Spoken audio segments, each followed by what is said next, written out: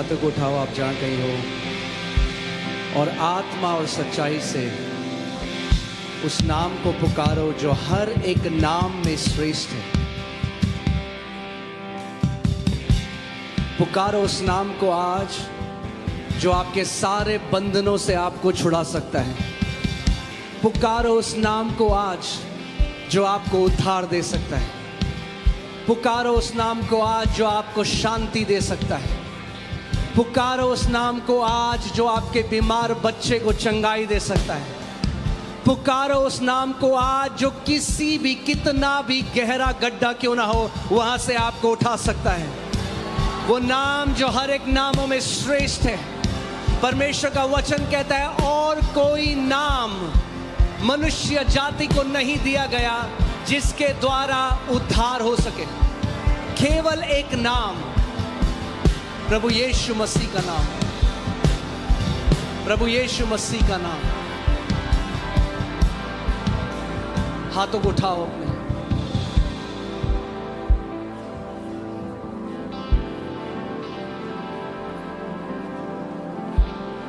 क्या ही धन्य है वे हाथ जो उस परमेश्वर की महिमा के लिए उठते हैं। क्या ही धन्य है वे मुंह जिनके द्वारा उस महान परमेश्वर की स्तुति होती है। क्या ही धन्य है वो शरीर जो उसकी सेवा करते हैं। अगर आप यीशु मसीह में हो तो आप ब्लेस्ड हो। अगर आप यीशु मसीह में हो तो आप धन्य हो।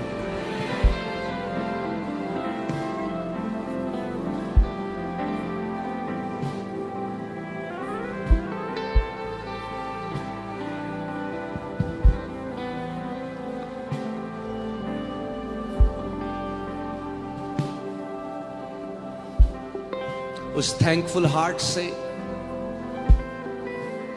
उस धन्यवादित हृदय से आज उसको धन्यवाद दो। धन्यवाद दो। अपना मुंह खोलो, उसको धन्यवाद दो। धन्यवाद दो,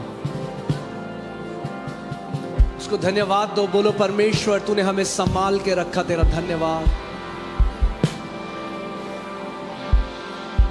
परमेश्वर हर एक सांस जो इस समय हम ले रहे हैं वो केवल तेरा अनुग्रह है। हर एक भली वस्तु जो हमारे जीवन में है परमेश्वर वो केवल तेरा अनुग्रह है। परमेश्वर तेरी बड़ी दया के लिए धन्यवाद यीशु। तेरी बड़ी दया के लिए, तेरी करुणा के लिए धन्यवाद यीशु। धन्यवाद दो उसको। अपने मुंह को खोलो। हर कोई जन इस जगह में भर दो इस हॉल को उसकी स्तुतियों से। भर दो इस हॉल को उस धन्यवाद से। भर दो इस हॉल को उसकी स्तुतियों से।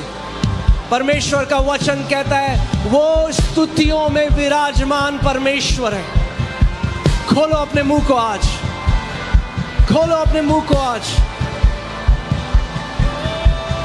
सेब्राला बाबा बा।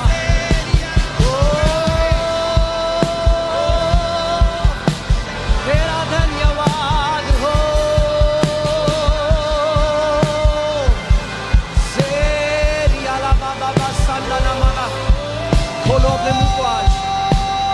खोलो अपने मुंह को आज। सच्चे मन से, सच्चे हृदय से आज उस परमेश्वर को धन्यवाद दो। हर एक सांस जो आप ले रहे हो, अपने बच्चों के लिए, अपने जीवन साथी के लिए,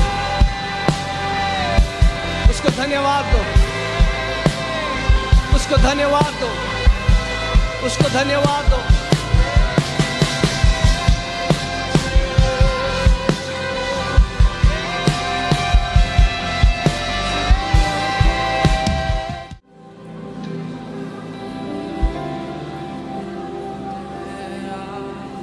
उसका भवन उसकी महिमा से भरा हुआ है।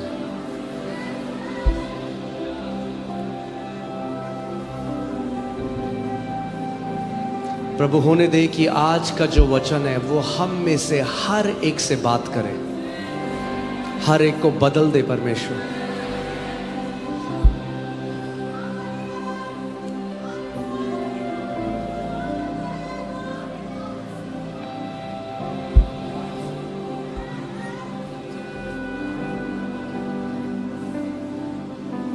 एक स्पिरिचुअल अपलिफ्टमेंट, एक स्पिरिचुअल बढ़ोतरी को परमेश्वर तेरा वचन हमारे जीवन में लेकर आए। प्रभु यीशु मसीह के नाम में आमेन, आमेन। आप सब बैठ सकते हैं। हालेलुया।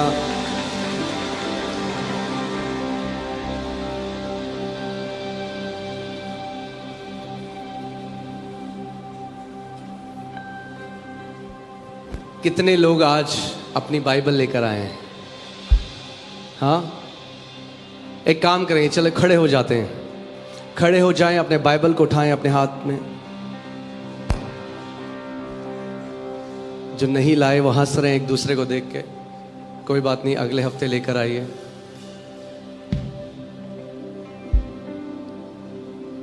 मेरे पीछे बोलो, ये मेरी बाइबल है, ये परमेश्वर का लिखित वचन है। मैं वही हूं जो वचन कहता है कि मैं हूं।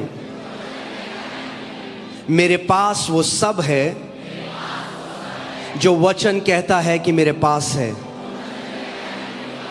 मैं वह सब कर सकता हूं जो वचन कहता है कि मैं कर सकता हूं। आज मुझे परमेश्वर का जीवित वचन सिखाया जाएगा। मैं घोषणा करता हूं कि मैं परमेश्वर के वचन का प्रेमी हूं। मेरा मन सतर्क है, मेरा हृदय ग्रहण करने वाला है। मैं कभी भी पहले जैसा नहीं रहूंगा। मैं परमेश्वर के वचन के अविनाशी अटल बीज को प्राप्त करने जा रहा हूं। और जब यह वचन मेरे हृदय में जाएगा तो मेरा जीवन फलों से भर जाएगा। मेरा जीवन मेरे परमेश्वर की महिमा और आदर लाएगा। यीशु के नाम में मैं घोषणा करता हूं। और चर्च कहता है आमेन, आमेन। आप बैठ सकते हैं। हालेलुया। ध्यान धरकर आज का वचन सुने। किसी को डिस्ट्रैक्ट, किसी भी चीज से अपने आप को डिस्ट्रैक्ट ना होने दें। आपको याद होगा लास्ट संडे मैंने आपको सिखाया था, परमेश्वर के वचन ने हमें बताया था कैसे स्वर्ग का राज्य एक उस व्यक्ति की तरह है जो बीज बोने गया। और जो लोग ध्यान से परमेश्वर का वचन सुनते हैं वही वो लोग हैं जो राज्य में फल भी लेकर आते हैं। आमेन। सो मैंने कुछ और सोचा था, आपको कुछ और सिखाऊंगा, मगर कल रात को पवित्र आत्मा ने मुझे बहुत क्लियर एक मैसेज दिया आज के लिए। और मैं बिलीव करता हूं कि ये मैसेज हम में से हर एक के लिए है। हर एक, अगर आप अपनी स्पिरिचुअल लाइफ में स्टैग्नेंट हो गए हैं, एक जगह में रुक गए हैं, अगर आपको ऐसा लगता है कि मेरा जो आत्मिक जीवन है वो रुका रुका लगता है, ऐसा लगता है कि, तो ये वचन आज आपके लिए है। और मैं मानता हूं ये वचन मेरे लिए है, सबके लिए है। आमेन। हमें अपोस्टल पॉल की तरह हमारा एटीट्यूड होना चाहिए, हमारा व्यवहार होना चाहिए। जो व्यक्ति जिसने 2/3 नया नियम लिखा वो कहता है आई प्रेस ऑन। वो ये नहीं कहता मैं संतुष्ट हूं जहां पे हूं, वो कहता नहीं, मैं आगे बढ़ता जाता हूं। पुरानी सारी बातों को भूल जाता हूं। चाहे आपने जय देखी, चाहे आपने पराजय देखी, जो भी देखा, जो बीत गया वो बीत गया। मैं आगे की तरह देखकर पूरे हियाव से बढ़ता जाता हूं कि जिस चीज के लिए, जिस लक्ष्य के लिए यीशु ने मुझे बुलाया, मैं उसको पालूं। आमेन। सो आज जो मैं वचन आपके साथ बांटना चाहता हूं वो है 3 वो कुंजियां, 3 वो स्पिरिचुअल डिसिप्लिन जो हमारे स्पिरिचुअल रैंक में बढ़ोतरी लेके आते हैं, हमारे आत्मिक रैंक में बढ़ोतरी लेकर आते हैं। हर कोई बढ़ना चाहता है इस जगह में, या हालेलुया। सो चलिए हम वचन की तरफ चलते हैं। 1 कुरिन्थियों 9वां अध्याय, मैं 24वीं आयत से पढ़ूंगा। ये अपोस्टल पॉल ने नए नियम में हम सब के लिए लिखा गया है। और वो कहता है, क्या तुम लोग यह नहीं जानते कि खेल के मैदान में दौड़ते तो सभी धावक हैं, किंतु पुरस्कार किसी एक को ही मिलता है। ऐसे दौड़ो कि जीत तुम्हारी ही हो। ऐसे दौड़ो कि जीत तुम्हारी ही हो। आमीन। यानी एक दौड़ है जिससे हमें दौड़ना है, सबकी। हम आपस में एक दूसरे के साथ नहीं दौड़ रहे, कंपटीशन नहीं कर रहे हैं। मुझे आपसे आगे नहीं आना, आपको मुझसे आगे नहीं आना, आपको बगल वाले भाई से आगे नहीं जाना, आपको बगल वाली बहन से आगे नहीं जाना। आपको अपनी दौड़ दौड़नी है, विश्वास योग्यता के साथ, पूरे हियाव के साथ, पूरी सच्चाई और ईमानदारी के साथ। आमीन। बोलो, मेरी एक दौड़ है। अगर आप विश्वासी हो और आप इस पृथ्वी पे हो तो आपका एक असाइनमेंट है और आपकी एक दौड़ है। और अगर हमारी एक दौड़ है तो हमें ऐसे दौड़ना है कि जीत हमारी हो। आमीन। किसी खेल प्रतियोगिता में पौलुस यहां पर हर एक विश्वासी को एक एथलीट से कंपेयर कर रहा है, एक खिलाड़ी से जो प्रतियोगिता लड़ता है, उससे हम लोगों को वो तुलना कर रहा है। और वो कह रहा है, किसी खेल प्रतियोगिता में प्रत्येक प्रतियोगी को हर प्रकार का आत्म संयम करना होता है। अगर एक एथलीट है तो उसको सेल्फ डिसिप्लिन चाहिए। क्या चाहिए? सेल्फ डिसिप्लिन चाहिए। अगर उसको जीतना है तो उसको सेल्फ डिसिप्लिन चाहिए, उसे आत्म संयम चाहिए, उसे अपने ऊपर आत्म नियंत्रण चाहिए, वरना वो एथलीट नहीं हो सकता। आपने कोई देखा है ओलंपिक एथलीट जिसकी इतनी मोटी तोंद हो? देखा है आपने? नहीं देख सकते, वो डिस्क्वालीफाई हो जाएगा। हाँ, तो वैसे ही पौलुस भी कह रहा है कि हम भी एक एथलीट की तरह हैं, एक प्रतियोगी की तरह हैं। अब आगे देखिए, वे यानी दुनिया के जो खिलाड़ी हैं, वे एक नाशमान जलमाल यानी एक जो रिवॉर्ड होता है से सम्मानित होने के लिए ऐसा करते हैं। आप देखते हैं कितनी मेहनत वो करते हैं। सुबह उठते हैं, अपनी डाइट कंट्रोल करते हैं, एक रिजिड ट्रेनिंग से होकर जाते हैं, एक बहुत ही कठिन ट्रेनिंग उनका होता है, एक रिजीम को फॉलो करते हैं, तब जाके वो क्वालिफाई करते हैं, और फिर और कड़ी मेहनत करते हैं, और तब जाकर वो क्या करते हैं? वो इनाम पा सकते हैं। और उसका वचन कह रहा है कि वो तो कैसे करते हैं? एक नाशमान मेडल के लिए। हाँ, जब उन्हें पुरस्कार मिलता है, उनका नाम अखबार में आएगा, न्यूज़पेपर में आएगा, लोग उनकी वाई करेंगे और वो बहुत अच्छा है, मगर वो नाशमान है। वो जो रिकग्निशन है, वो जो सम्मान है, वो जो पुरस्कार है, वो नाश होने वाला है। मगर पौलुस कह रहा है कि हम जो इस दौड़ में हैं, हम क्यों दौड़ रहे हैं? हम तो एक अविनाशी मुकुट को पाने के लिए ये करते हैं। यानी जो सम्मान, जो पुरस्कार आपको और मुझे दिया जाएगा वो अविनाशी है, वो नाश नहीं हो सकता और वो अनंत तक रहेगा, कोई आपसे वो ले नहीं सकता। आमीन। हम किसी नाशमान चीज के लिए ये नहीं कर रहे, मगर वो हमें सिखा रहा है, हमें कंपेयर कर रहा है, हमारी समानता कर रहा है एक एथलीट के साथ, एक प्रतियोगिता लड़ने वाले के साथ।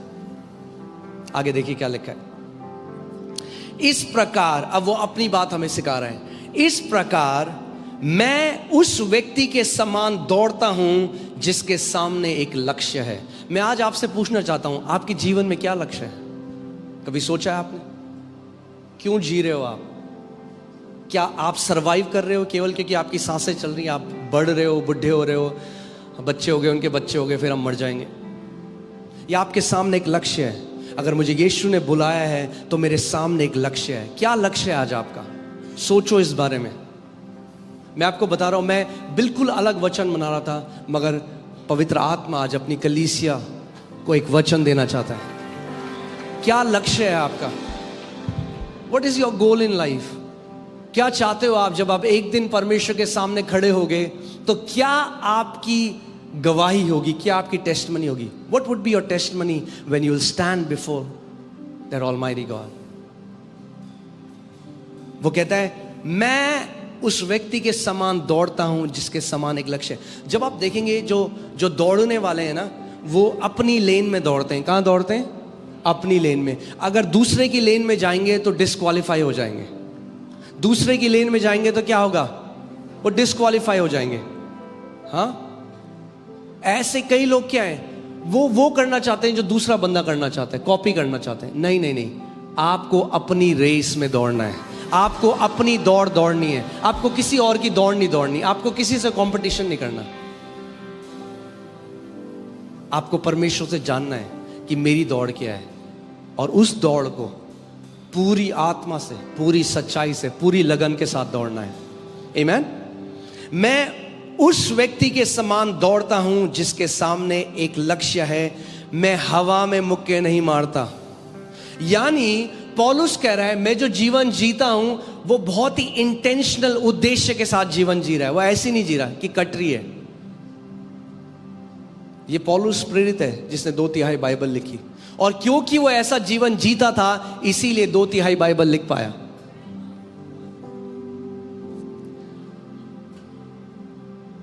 हर कोई व्यक्ति बुक लिखना चाहता है।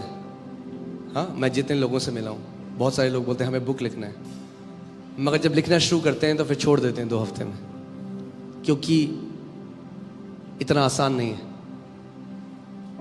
हर एक व्यक्ति फिट रहना चाहता है कि नहीं? है कोई व्यक्ति जो कहता है नहीं मैं फिट नहीं रहना चाहता? हर एक व्यक्ति फिट रहना चाहता है। हर एक व्यक्ति कोई ना कोई, आप किसी को देखें बहुत अच्छा इंस्ट्रूमेंट बजाता है। कितने सारे लोग यहां पर हैं, आप मुझे बताओ, अगर आपने गिटार सीखना ट्राई किया, हाथ दिखाओ मुझे। हाँ, गिटार, क्योंकि आपने किसी को गिटार बजाते हुए देखा, आपको बहुत अच्छा लगा, मगर फिर कुछ टाइम बाद जब उंगलियां दर्द करने लगी तो छोड़ दिया। हाथ दिखाओ। हाँ, प्रेज गॉड, हालेलुया। क्यों छोड़ दिया? क्योंकि कुछ टाइम में मुश्किल होने लगा।